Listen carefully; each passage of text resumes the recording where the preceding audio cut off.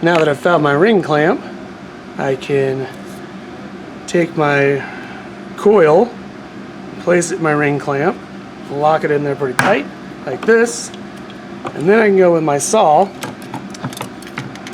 release this extra bit out of here,